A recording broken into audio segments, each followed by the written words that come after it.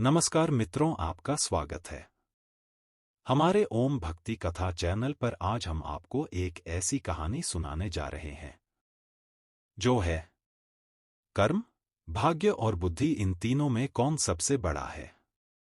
चलिए इस कहानी के माध्यम से हम आपको बताते हैं। अगर मित्रों वीडियो पर नए हैं तो वीडियो को लाइक करें और हमारे चैनल को सब्सक्राइब करें। तो चलिए कहानी की आगे की ओर। एक दिन स्वर्ग लोक में कर्म, भाग्य और बुद्धि, यह तीनों चर्चा कर रहे थे। कौन सबसे बड़ा है? कुछ दिन बीत गए लेकिन फिर भी यह तीनों इस बात का निर्णय नहीं कर पाए कि कौन बड़ा है। एक दिन नारद मुनि पास से गुजर रहे थे तो उन्होंने देखा कर्म, भाग्य और बुद्धि आपस में किसी बात को लेकर झगड़ रहे हैं। तो नारद मुनि तीनों के पास गए और पूछा, आप तीनों किस बात पर इतना झगड़ रहे हो? तब कर्म, भाग्य और बुद्धि ने बोला, हे नारद मुनि, अब आप ही विचार कीजिए कि हम तीनों में से कौन महान है। नारद मुनि हंसते हुए कहा, ठीक है, लेकिन इसके लिए आप तीनों को पृथ्वी लोक में जाना होगा और 1 सप्ताह तक साधारण इंसान के साथ रहना होगा। आप तीनों में से जिसके प्रभाव से उस इंसान का भला होगा उसी को महान घोषित किया जाएगा। यह सुनकर तीनों पृथ्वी लोक में जाने के लिए राजी हो गए। जब तीनों पृथ्वी लोक में आए तो उन्होंने जंगल में एक गरीब इंसान को पेड़ काटते हुए देखा। उन तीनों को लगा यही सही इंसान है जिसके शरीर में प्रवेश कर हम अपनी महानता सिद्ध कर सकते हैं। कर्म, भाग्य और बुद्धि आपस में बातें करके यह निर्णय लिया कि वे 1 सप्ताह करके इस इंसान के शरीर में रहेंगे और जिसके प्रभाव से इस इंसान का भला होगा उसे ही महान माना जाएगा। कर्म बोला, सबसे पहले मैं जाऊंगा और उस इंसान का भला करूंगा। कर्म उस इंसान में प्रवेश करते ही उसका कर्म क्षमता दुगना हो गया और वो प्रतिदिन जितना लकड़ी काटता था उससे ज्यादा काटने लगा। यह देखकर वह इंसान बहुत खुश हुआ। पहले से ज्यादा लकड़ी तो वह काट लेता था लेकिन वह उतना ही लकड़ी बाजार ले जाकर बेच पाता था जितना कि वह पहले बेचता था, क्योंकि ज्यादा लकड़ी ले जाने के लिए उसके पास कोई सामान नहीं था।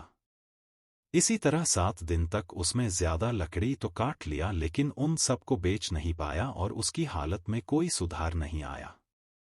7 दिन बाद कर्म उसके शरीर से बाहर आ गया और निराश होकर स्वर्ग चला गया। यह देखकर भाग्य बोला, कर्म तो उसको धनवान नहीं बना सका, अब मैं उसको धनवान बनाऊंगा। यह कहकर भाग्य उस गरीब इंसान के शरीर में प्रवेश कर गया।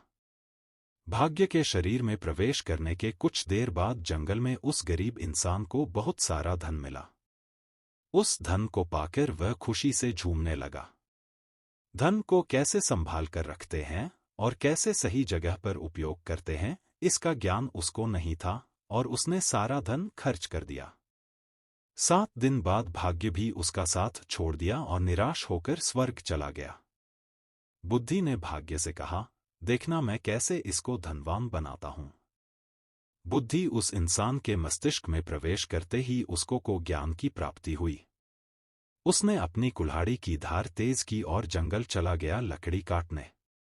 आज उसने पिछले दिन से कुछ ज्यादा लकड़ी काटी और सारे लकड़ी को एक रस्सी से बांधकर खींचते हुए बाजार ले गया। उसने पहले से आज थोड़ा ज्यादा पैसा कमाया और उस पैसे से उसने और एक कुल्हाड़ी खरीद ली। अब उसके पास 2-2 कुल्हाड़ी थे और जब लकड़ी काटते काटते एक कुल्हाड़ी का धार खत्म हो जाता था तो वह दूसरी कुल्हाड़ी के इस्तेमाल करके लकड़ी काटता। इससे वह पहले से बहुत ज्यादा लकड़ी काट पाता था। इन सब लकड़ियों को बेचकर वह पहले से ज्यादा पैसे कमाने लगा। अब उसके पास उस पैसे को सही जगह खर्च करने का ज्ञान था। देखते देखते 7 दिन में ज्ञान की मदद से उसने बहुत पैसे कमा लिया। 7 दिन बाद बुद्धि का समय खत्म हुआ और वह वापस स्वर्ग चला गया। स्वर्ग में जाकर बुद्धि कर्म और भाग्य से बात कर ही रहा था, उसी समय नारद मुनि उनके पास आए और पूछा, आप लोग धरती पर गए थे क्या? तब कर्म, बुद्धि और भाग्य नारद मुनि से कहते हैं, जी हाँ, हम लोग धरती पर गए थे। और साथ ही कर्म और भाग्य नारद मुनि से कहते हैं, हे नारद मुनि, बुद्धि ही महान है, क्योंकि जहाँ बुद्धि होती है वहां कर्म और भाग्य अपने आप ही चला आता है। इसीलिए बुद्धि को महान कहा गया है। मित्रों, हमारी आज की यह कहानी कैसी लगी कमेंट में लिखें।